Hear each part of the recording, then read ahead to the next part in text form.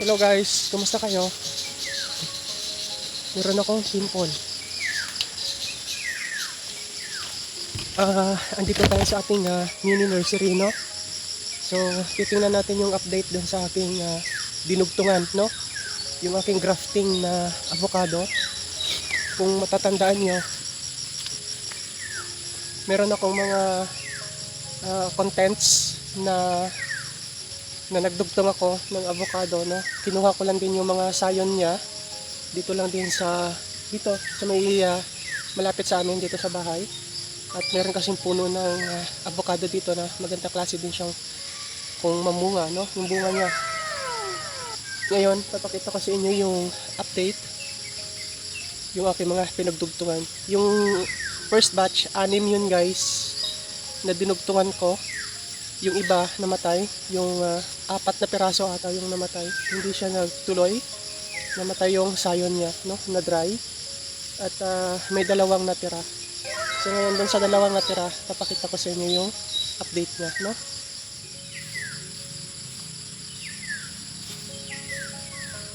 So, eto. Tatanggalan na natin siya ng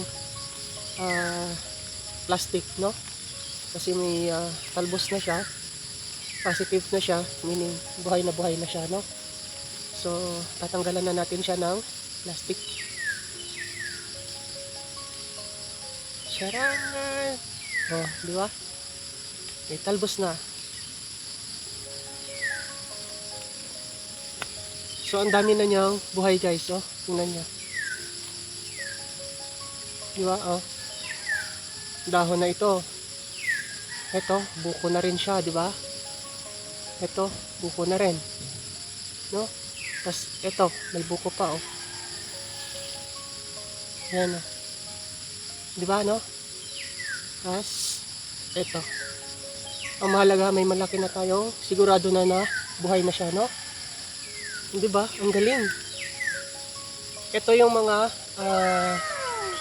may sumanga, no? Ang daming sanga niyan dito, oh. Kung matatandaan niyo, ginawan ko din siya ng content na ang kapal-kapal na ng dahon ng sanga niya dito. Ito yung sanga 1, 2, 3. Pero nung pinost ko nga, ang daming nagsabi, ang daming response na tanggalin ko nga daw, no? Kasi yung nutrients nitong puno ay napupunta pa doon sa sanga. Ngayon, yung nutrients nung matanggal ko siya, yung nutrients dumiretso na siya dito sa pinaka dugtong niya. So mabilis siyang nagkaroon ng dahon at nagkaroon ng maraming buko, oh. Maraming sanga, diba guys, no? So ayan na, meron na tayong grafted, no? Own grafted, sarili na natin. So, walang imposible guys, no?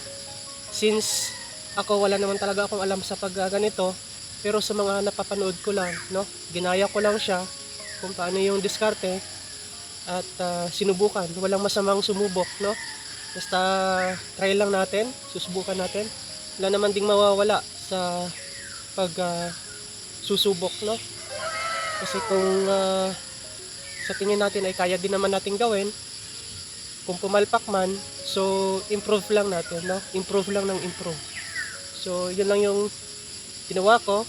So ngayon yung namatay ko na 4 na puno na sayon ay pinalitan ko ulit ng bagong sayon at dinugtungan ko ulit sila, no? So yan.